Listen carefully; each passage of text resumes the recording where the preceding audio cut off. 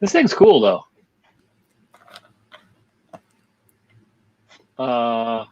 This guy, Joe Pardo, I see he does this with his, he has a whole conference in this thing. Hey, are you there still? Where'd you go? I'm here.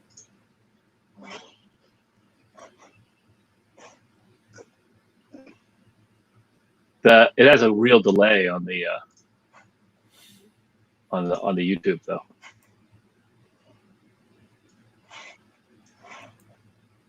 Sorry, I opened it up and then I can hear myself talking in the background. All right, cool.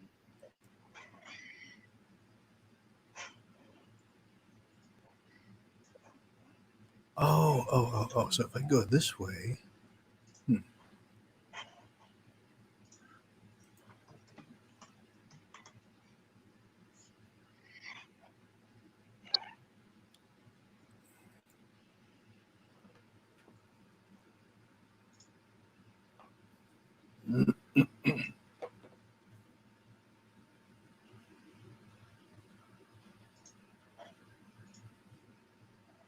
All right, so Cliff, I can do this. Can you see the screen? Can you see that on the screen? Yeah. Mm-hmm.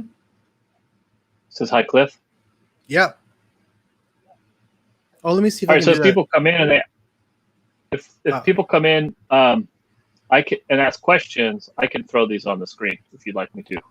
Yeah, I really like to wait till the end of the. Can you see the chat? Can you see the chat in there? If I go here, no. Let's see. There's chat on the right-hand side. Oh, I guess you can't. Huh? Interesting. Okay. All right. So,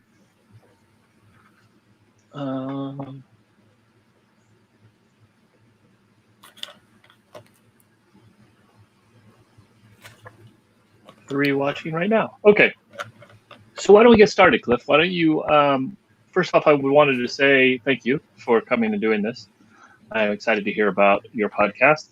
And I'm sorry about the whole Spotify Joe Rogan thing. I know it was you or it was between you and him, your shows and his, to get on the Spotify to get the $100 million.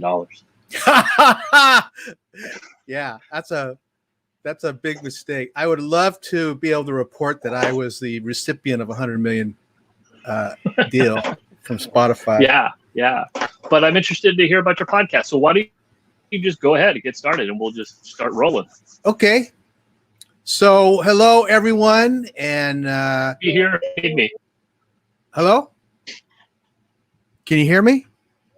Yeah, go ahead. You're on. Okay, great. Hey. I can hear you great. Hello, everyone. My name is Cliff Dunning. I am the host and producer of Earth Ancients podcast. The complete title is Earth Ancients, Startling New Discoveries from Our Planet's Distant Past. And we have been podcasting now since 2014. I'll tell you a little bit about myself. I am a former conference program director. You may have heard of an organization called the Learning Annex. It was based in New York, San Francisco, LA, Canada. And I was producing programming for them, as well as Whole Life Expo, New Living Expo, which are national conferences. And I developed original programming lecture tracks in topics including ancient cultures, known and unknown civilizations, personal growth, wellness, and spirituality. We had on the average, there was about between 15 and 20,000 people in each one of those programs. I would say all of those are defunct except for New Living Expo, which is still in San Francisco. It happens every spring in San Mateo, which is a suburb of San Francisco. And so that's what I have been doing. I'm also a marketing manager. My clients are PayPal, and a lot of product launch, merchant education, and training was done with them. And I still have private clients because although I love podcasting, it doesn't pay the bills. And working to get there. I'm also a blogger and online writer. You can read my articles in Ancient Origins magazine, on my own website, and on a number of people's social media blogs. So, and I mean, it's interesting to think about Earth Ancients because I've had a passion for ancient culture since I was very young, and always was interested in ancient Mexico and China, ruins throughout Europe and Asia. And so in 2014, May of 2014, I launched a 1.5 hour weekly podcast chronicling the growing and often suppressed evidence of known and unknown civilizations, their ruins, and a lot of artifacts that were developed by advanced science and technology of these unknown ruins. And that's kind of the basis of Earth Ancients. Although we have a lot of archaeologists who are currently doing excavations throughout the world who are featured on the program. And it's always fun to talk to these guys because they are finding a lot of evidence for a very old Earth. And what we have in the history books is really outdated by as much as 30 years. And this is what we're basically giving to our students right now. And it's really a problem. And that's one of the reasons Earth Ancients came about, to talk about these civilizations that are not being chronicled correctly. Although Earth Ancients does chronicle and talk about popular theories, we cover a little bit of the ancient alien side of things, because what's happening is there is a lot of unknowns out there. I don't endorse ancient aliens, but we do have scientists on the show who talk about things like panspermia, which is a term known as intelligent seeding of our planet. And so there's a lot of very, very interesting theory that was brought up, and I give the guests each week a chance to express not only what they've researched and discovered, but also their writings. And it's a give and take. But I've been doing this now for a long time, so I kind of have a sense of their content and what they're trying to get across. And this is the foundation for the program, for the show. The production values, like I said, it started in 2014. I was the host until 2016. And then we began to expand the show. And in 2018 until now, we have added a science editor, Bruce Fenton, who's a scientist, is in London. And Bruce talks about a lot of the complex material that is being discovered, either through a petri dish or through the lens of the Hubble telescope. And he'll make it more palatable to the audience by explaining complex theories and making them more understandable. And he talks a lot. He's also an author. He talks a lot about some of the discoveries, like the Denisovans and the Neanderthals, and how they're discovering that they interbred. And the early hominins, the Homo sapiens sapiens, also bred with these two. And some of the discoveries regarding that. And so it's always good to have someone who can explain that. And we have a lot of people that want to know more than just the general theories. And this is where Bruce comes in. So he was a great addition. We also added Jen Deo in 2018. She's an actual archaeologist. And I'll talk a little more about her later. She comes along with us on some of our tours that we have, and really gives the audience some highlights about what archaeologists are looking for when they excavate a site. And when we go to like Yucatan, Mexico, she will provide information on some of the ruins in each of the cities that the Maya built, excavation techniques, and kind of give people an idea of what the scientific community is looking for when they excavate a site. I have been using BlogTalk Radio. For those of you who are new, BlogTalk Radio is what you can consider a full service provider. And that means that if you're brand new, if you're just getting up to speed with developing a podcast, they have what you can consider a virtual studio where you link into a page, you can do live or recorded interviews, and you can run your whole entire podcast from a virtual studio that is based in New York. And I was using them until about 2018 when they were purchased by Stitcher. And BlogTalk Radio is still available, and it's very inexpensive if you're thinking about doing a podcast. And I've talked to Mike about this a lot. When we were doing in-face meetings, people are like on the fence going, well, I don't know how to do this. I'm not sure about the technology. BlogTalk Radio makes it easy, really, really easy. And I always laugh about this because when I first started in 2014, I was using earbuds to record. And if you go back to some of the early programs, they sounded terrible. But in 2014, it wasn't so much about high quality sound. It was more about getting content out. And so, again, in 2018, I migrated over to Stitcher. It's a company based in Italy, but they have a big, big presence here in the U.S. So regarding equipment, I don't use high-end equipment. I'm not a tech person. I want it as easy as possible. So I have a USB mic. It's Audio-Technica AT2020. And I have a Lenovo Legion Y520 laptop, which is kind of a gaming laptop, so the processor is a lot quicker, which is good to upload files and do editing. And each week I upload a show. The show airs every Saturday at 10 a.m. here in San Francisco and is pushed out to the whole world via Stitcher's network. So pretty straightforward.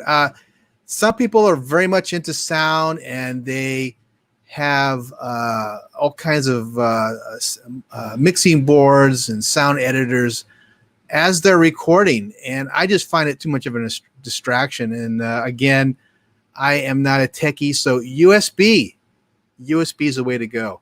And by the way, again, I mentioned BlogTalk Radio, but Stitcher is also excellent to start off. They have a beginner program where they will help you in learning how to upload into their system. I have also chose Stitcher because they help you migrate your podcast onto big networks like Spotify, iHeartRadio, as well as all the little guys like Stitcher, Yahoo, and these other guys that are picking up podcasts. So if you're not broadcasting yet, if you haven't started podcasting, these are both really good suggestions because it makes your life a lot easier. I mean, it used to be that you go to Libsyn or you go to Blueberry or somebody, and they're just a repository. You had to do all the work ahead of time, and then you upload to those formats. With the ones I'm talking about, BlogTalk Radio and Stitcher, it's kind of a help desk where you see a virtual studio raising, volumes and interviewing people, and it's just a lot easier. So it's a step in a way to get going. So. Earth Ancients is been around for a few years. 75% of my listeners are in the USA. 15% in the UK, 10% in Australia. And then there's a sprinkling of other locations. We have about 42,000 downloads per week, averages out to about 2,500 plus on a monthly basis. And I just updated this in the last 12 months. I think that should be more like 16 months. We have about 1,800,000 downloads. Monthly growth has been about 14%. And I just did a check. I have 45% of the listeners are women listeners, 55 are men, and 21 to 65% are, that's the age group. So we have a huge social media aspect. In fact, the Facebook page, Earth Ancients Facebook, if you go to the group page, that was launched way before the podcast. In fact, that was launched in 2009. And that was really a jumping board because I had kind of a built-in audience back then. And so a lot of those people came with me when I started working on the podcast. And so it was easy to migrate those people. And it's interesting too. And if I had to do it again, I probably would have spent more money on advertising. And I'm looking at doing that right now because I'm not getting enough buy-in from people who are part of Facebook. And that's I think it was that 2 or 3 billion people are on Facebook. Not that I'm going to get that many people, but it would be great to leverage my group on Facebook and get more people. And I think it's very inexpensive to do ads and promote it. So one of my goals for 2020 is to spend more time advertising on Facebook to grow my my podcast base. So that's just something I'm trying to do. And I suggest people use Facebook also to do advertising. What people are saying about Earth Ancients, we've been around for a while. I have fairly high production values in terms of music. And if you have any questions about how to use music on your podcast, I'm happy to answer that. But I've had professors. Here's the top here. Person says, questioning everything. As a science teacher, I encourage my students not to assume anything. Ask questions, probing questions. This show provides creative, thought-provoking material that acts as seeds I cultivate in my classroom. That's a really good reference, and it's also nice to hear from a teacher. But we have a lot of archaeologists, anthropologists listening, and frankly, I would love to say we're on the cutting edge. We're very culturally focused, but we get out there in the left field. You know, we do have people who are talking about hominins developed through off-world means. So we're not really stringent in the content, and I think that's what makes our show so much fun. Is that we entertain a lot of different possibilities when it comes to Earth's ancient past. So, okay, so here's the social media banners that we produce each week. Sarah Parkak is a archaeologist and an Egyptologist. She had a very popular show. You can see that's the kind of banner we have on Facebook that we put up, and it helps entertain, but also let people know that the podcast is coming up that week. And right now, the group page has 36,000 people that like that. We have a national page. It's really an international page that's 60,000. And our affiliates, and when I say affiliates, these are people that we share content with. That's about the number of affiliate members, and I think it's like 30 to 40 different Facebook pages that we work with. And it's great to have those guys. They don't always accept all of my content, but I would say that is a good opportunity to promote interesting shows and get the brand out there and promote the podcast. One of the revenue streams, or I should say some of the revenue streams that we have are Patreon subscriptions. We have about 110 subscribers that pay between $3 and $5. A couple of people who are really big fans might pay as much as $15. I think I have one or two people that pay $20. I work for myself as a marketing manager, but I would say right now this work in the podcast accounts for maybe a third, maybe a little over a third.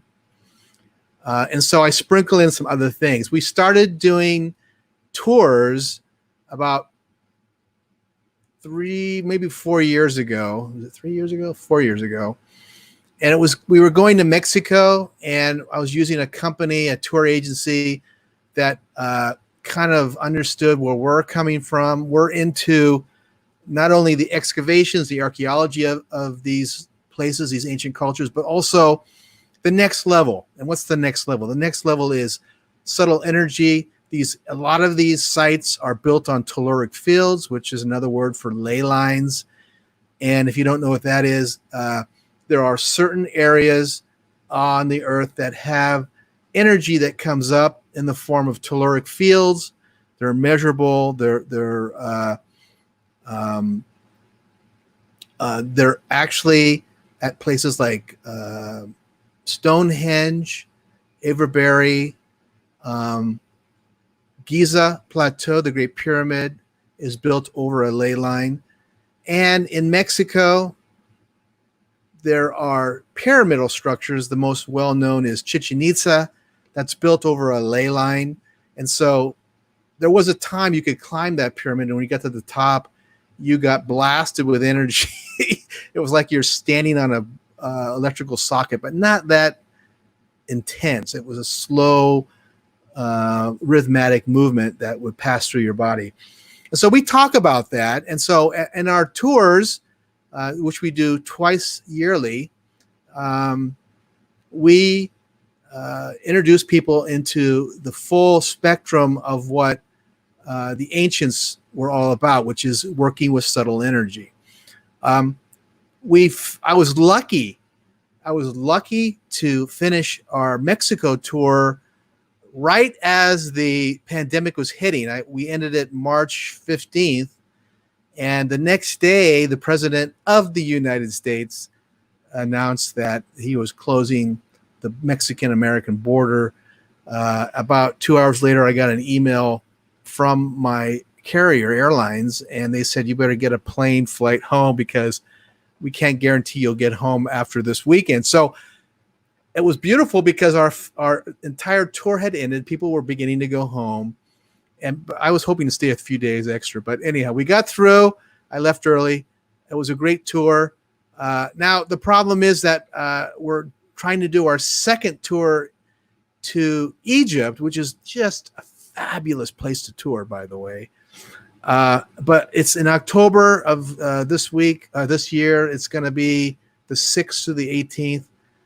And right now I'm on the fence about it because we don't have good guidelines for this pandemic.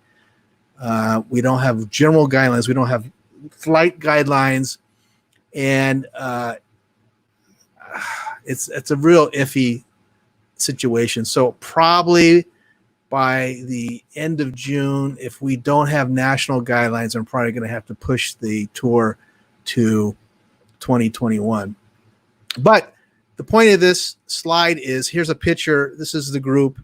That's me in the middle there. This is a fabulous tour. I got a great tour guide. It's a way to earn some additional revenue.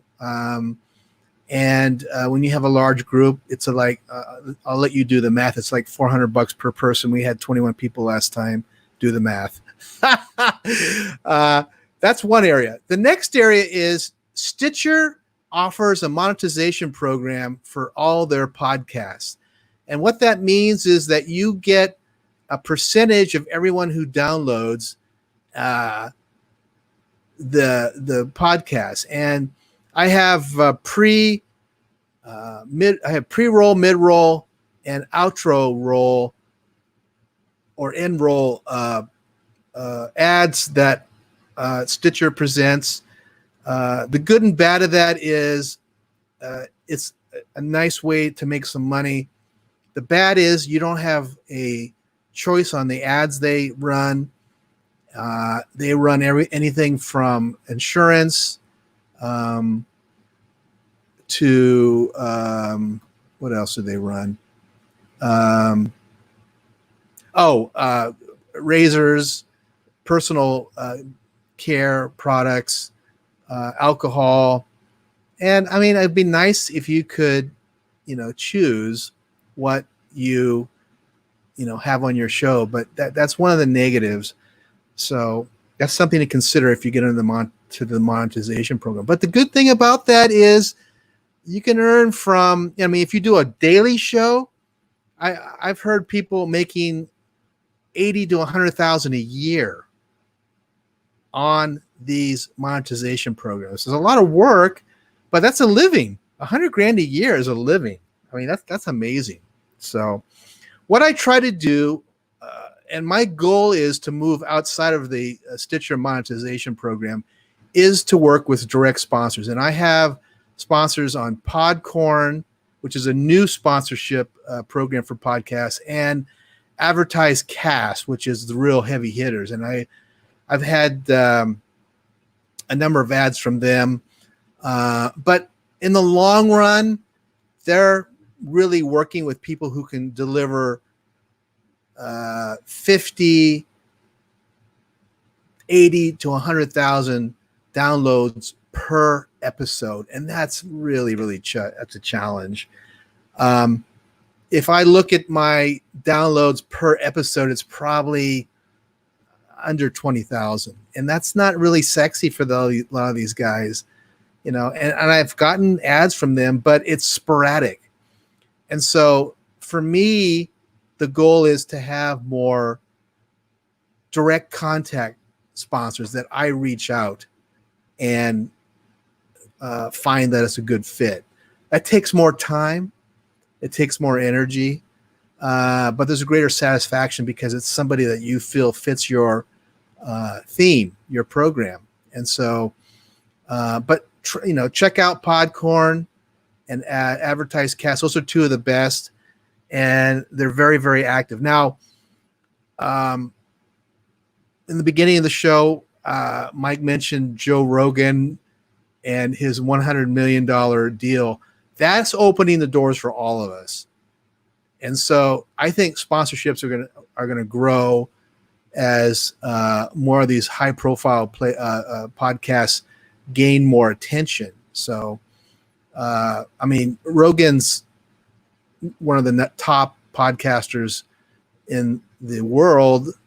I think each show he's getting, I'm guessing 30 million downloads or something outrageous. So that's what we aspire to. So another area that I gain revenue, but it hasn't been up, was my YouTube channel. I had a monetization program going there, and it was from a London-based company that came to me and said, "Hey, would you like to have your podcast on YouTube?" And they basically ran the whole thing up until about a year ago, when they stopped doing it because the rates, YouTube changed a lot of the policy, and the amount of effort and the return changed drastically. And I think I was making like between $300 and $500 a month from the monetization on YouTube, but I was sharing it. It was being split in half with this company in London, and so I'm kind of back to square one on that, and that's why I put it at the very bottom, because I have 30, and I didn't put that up. I have 31,000 subscribers, but it's kind of sitting there waiting for me to activate it again, and we're working on doing that. So, but YouTube's a really good place to develop revenue, and to monetize your podcast. And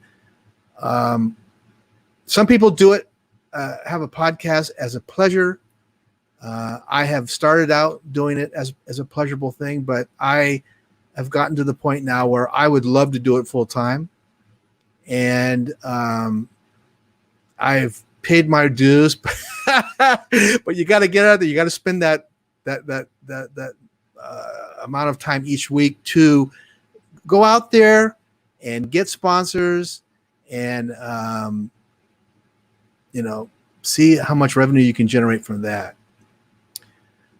This is the team as it stands right now. It's me, the host producer, Jen Deo, the archaeologist. She's a field researcher, and she works for the Minnesota Public Radio, which is a division of NPR. She is fantastic. During the pandemic, she had to take a month off. In fact, she took the whole month of May and part of April off because they cut her staff back so severely that she had to do the job of about 5 people. Plus, she has a special needs child at home. So she is now coming back, but she's fantastic. Jen Deo, if you listen to the show, she has her own segment and really highlights a lot of fantastic material. I mentioned Bruce Fenton, our science editor. He's the author of Forgotten Exodus. He's a field investigator as well. And our associate producer, who is unfortunately not with us anymore, Erin Herman, is in Florida. And she was slammed by the pandemic, and her husband, who was a fireman, was ill. And so she is hopefully going to be replaced shortly by somebody else. But that's the team. Okay. That's it in a nutshell. We're going to our questions segment now. And I'm going to stop sharing my screen and let Mike come on. So if you have any questions. I have some questions for you, Cliff. Okay. So BlogTalk Radio, you talked about that. So that's Spreaker now, right? Or no? They still kept their identity. Spreaker owns them, and I migrated over to Spreaker because of the opportunity for more coverage. But for brand new podcasts, I would urge them to check out BlogTalk because the virtual studio is just amazing. That's interesting because I remember BlogTalk from way back when, but I have not heard about it at all. So that's interesting. So they have a full. So they host and everything for you. They host everything. They help you distribute. You can request that they make you the feature of the week, and they'll put your logo in their homepage so people can see it. It's a great way to start. It's really a great way to start. Yeah. And then you said you use Stitcher too. So how does that go into the mix? So then Stitcher they distribute it for you? No. So what happened was Stitcher bought BlogTalk, and they requested that I migrate completely over to their platform. And they offered me a sweet deal of not having to pay for the setup and giving me a little more percentage of the monetization. So I moved over with them, and they actually are more of a high-end brand because they get out to a lot more people internationally. Mm-hmm. Whereas BlogTalk's more US based. Interesting. And so Stitcher, then they sell ads for you, and do you stitch them in and out, or is it a dynamic thing? No, when you upload, you have this. It's seamless. It's kind of nice. So they have like markers, and you just upload. Yeah, yeah. They require one mid-roll per show. So you have an intro, and then your intro, and then their intro. They're at the very beginning of the show, and then I start my content comes in, runs for about 40 minutes, and then there's a mid roll that's theirs that I place on this tracker, and then there's an outro and end roll. And you market in their system, not in your own. Yeah. Interesting. Yeah. Pretty. And so they're selling your whole inventory over and over again? Pretty much. They're switching out. Interesting. Yeah. I've been talking to the guys, thinking about doing something like that for my clients. They're all with Libsyn, and I was thinking of moving to something that Libsyn's the tough thing. There's like I was just mentioning, they're just a complete cloud-based repository. Mm-hmm. They don't have the meat that Stitcher has, right? I think the future is moving to more of a Stitcher. Yeah, I think so too. I mean, they do. I guess they do it too, but they're just slow to move. They're so big. They're huge. And they have kind of an older system, and you see these newer ones like Captivated, and then they're breaking it up too. Well, I was talking to the Art19 guys who are in Oakland. They come to our meetups and stuff. About how they work, and it's pretty interesting. And the people that work with them, same kind of thing you're talking about with Stitcher. It seems there's a lot more nowadays for.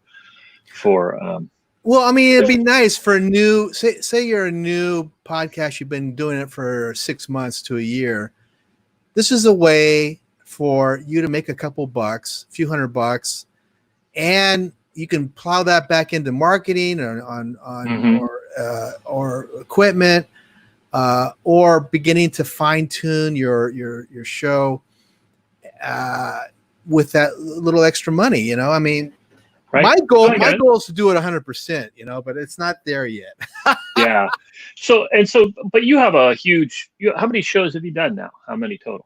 420. So you have so they were happy to get your whole your catalog. Yeah. Stitcher. Yeah.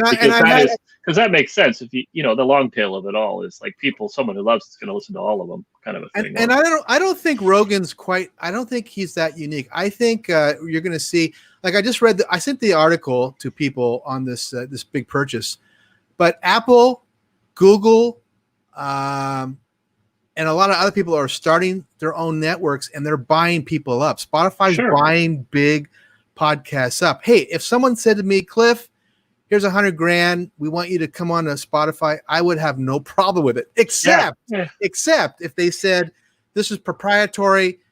Everybody can't look at it. You have to like RX Sirius. Yeah, it's a license deal he did too. So he owns everything. So it's not like he's smart. I mean, he's already making gazillions of dollars. So I think he was making $30 million. Yeah, it's interesting. How that all works. Now, how often do you post? Once a week. Every Saturday at 10 a.m. Every Saturday at 10 a.m. Wow, yeah. Great. And so when you say you have the whole team, is everybody part-time or part of your, I wondered how is it structured? I mean, it's been you started it, right? But then you have all these other people. So I brought in these other people, Bruce, the science editor, is in London. We record once a week. Jen Deo's in Minneapolis.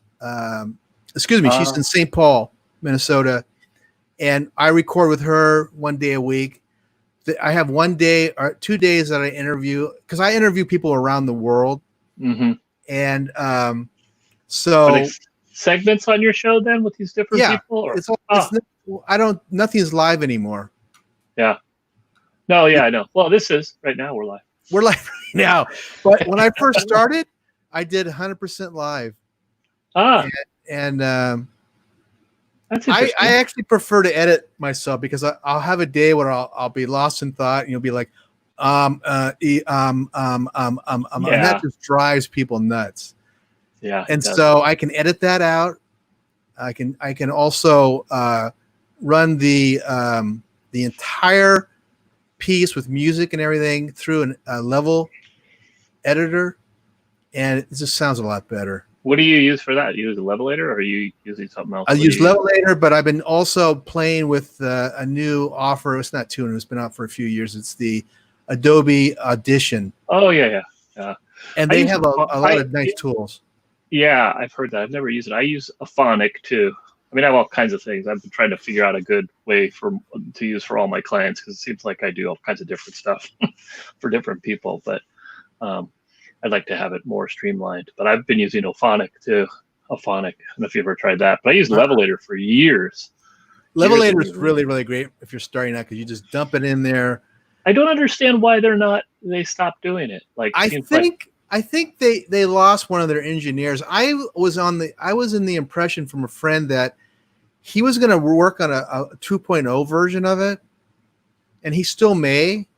But I mean, he stopped doing it a couple of years ago. But what a powerful tool. Yeah, it's funny. I was watching another podcast thing, and they had different editors showing different editors showing their chain of how they do their stuff. And it was really interesting. They all had to use different DAWs. The one was using Audacity, another one was using Pro Tools. And it was just interesting to see how the different people do it. But the one guy used Audacity and Levelator, and he'd been doing it for a long time. But the guy who went right before him had 6 programs that he threw the thing in and out of. And then when he came on, he was just all like, well, I just do this.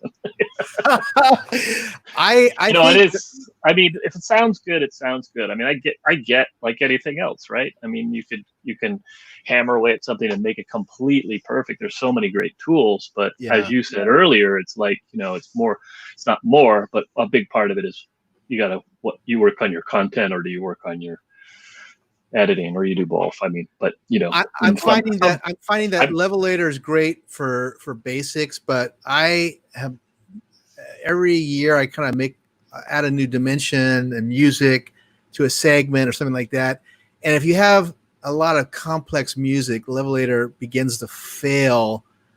Yeah, it must. And it just can't hold it up. So that's why you got to get it to do. Is everything in stereo, or do you do everything in mono then? Because you have a lot of music. I uploaded in this. It becomes stereo in the end. Yeah. Just because everybody has headbuds on, and they're really they're hearing the every single detail. Yeah. So we have Chris Curran coming on in 2 weeks, and you should come listen to him. He's Mr. Engineer. It's interesting to see his things and what he does for. And I remember hearing him talk about, like, if it's music, then use stereo. If it's not, don't use mono, because also the file sizes, I guess, are different, smaller. Anyway. Yeah. My other question to you: how long are these tours you take people on? How long are they? Are they is it a weekend, or is it substantial? I try to keep them between 7 and 10 days. They're 10 days. When you fly to Egypt, it's for most people, unless you're in the UK. And by the way, our audience is international audience, and so I'd say the tours are made up of half and half out of country, half USA. When you're flying to Egypt and it's 18 hours, you need a day to kick back and relax. Right. And then we slowly integrate people into the different temples. And we have this brilliant archaeologist, Egyptologist, I should say, Mohammed Imbrium, who really makes it a pleasure. And actually, it was great that I found this guy. He gives what can only be considered diplomatic tours. And then what does that mean, a diplomatic tour? Well, the average person signs up and does a tour and sees the sites that are most well known: the Sphinx, the pyramid, the Osirian, the Nile, and things like that. This tour that we take is an archaeological tour. So we go and have first position access as a diplomat. So in other words, no one else, we don't have the general public. We're seeing these places in private. And so you're paying a little more money for it. But sure. As an example, we saw the Sphinx, and our guide was the director of the Giza Plateau. It wasn't some Billy Bob from Egypt. This was the guy who's on National Geographic, who is written about constantly. And we had an inside tour of what the Sphinx is all about. Now, we learned that there's 6 chambers inside the Sphinx. Nobody told me that there's a underground tunnel that is connected to a whole bunch of other tunnels. So the bottom line is it's a diplomatic tour, VIP tour. You pay a little more money, but we have an armed guard with us so that the public can't be mingling and asking for handouts. And so it's just such a pleasure. And so these tours, then so it came about from the podcast one day. Do you say, hey, we should do a tour, and then just threw it out there and said, because I know last time Garrett was on here and said, did you see Garrett talking to him and Sabrina? Garrett, they do the I Know Dino podcast. They went on these actual trips, but they did a lot of recording there. I guess they did interviews too. That was a question I was going to ask. Do you capture any of this stuff for the actual? Yeah. I have a app on my iPhone that's a recorder that records fairly well and fairly high quality. And so I'm enjoying these tours myself too. So but I have to kind of remember that the foundation is the podcast recording. So I'll record people's impressions. And you can hear them in the early segments of the show. That's great. Oh, so you're getting like kind of testimonial things from people. Testimonials, too, how they feel about it, and also kind of they must all be into this stuff too. So they very much. So then do you run into a lot of like people that you might even have on the show, or that are listeners, or? Yeah, a lot of in fact, all the people who are on the tour are listeners, so they understand the theme, the concepts, and what we're trying to capture when we go to these ancient places. And so when I'm interviewing them, I'm trying to get their sense on a physical, emotional, and spiritual level what they're getting. Interesting. That's great. Yeah, very cool. Is it? And so then you have a whole agenda through the whole thing. Do you guys? Touring around, do you have like what's a typical day? Like you get up and eat. Do you get up and talk to them for breakfast, and then they go see a slideshow in between, or is it like you're just off looking? Well, archaeological tours are a little different than like riding in a boat on a cruise, or just a bus tour. We're getting down and walking in these ruins. We have special permissions in Mexico and Egypt to see the inner chambers. As an example, when most people go to Egypt and they want to see the Great Pyramid, you pay for a fee, and then you are part of the general public that files you through. Yeah. Our guide and our tour company basically gets private permission. They clear the whole pyramid out, and we got to go in there by ourselves for 2 hours. It was like mind blowing. That's so cool. Yeah. All right. Well, Cliff, thanks so much for talking about the whole thing. It's really interesting what you're building, and sounds like you have a lot of work still to do, like we all do. It never ends, does it? Yeah, it's one of those things where I'm very passionate about it. And I'm not working hard enough to get enough sponsors to do it like 100%. And I'm not sure that's what it was meant to do, but I'd love to, because I've done a spinoff. I have a quarantine series. Then I just introduced a new series called Destiny, which is a new podcast that has to do with personal growth and covers things like cannabis. Here in California, cannabis is huge, but it's slowly evolving across the whole country, and its use and the benefits are massive. So I have a doctor who speaks on a segment on Destiny about the different applications of cannabis in your life. So, and these are standalone podcasts, or is it going down the same feed? Oh, very cool. Very cool. So I'd love to be able to do it full time. It's a challenge right now. We all can't be Joe Rogan. No, we can't. We can't all be Joe Rogan, but that's good too. So, all right. Well, thanks, Cliff. Go ahead. And where can people find you and get all your stuff? You can see it on earthagents.com. That's the full website. There's links to the podcast on there under episodes. And then I'm all over social media, Facebook, Earth Ancients International, Earth Ancients group page, which is local, Twitter, and then I've jumped into Instagram just late last year. So nice. All right. Well, thanks so much. I appreciate it. Okay, man. And I'll see you at the next meeting if we ever get to do one live.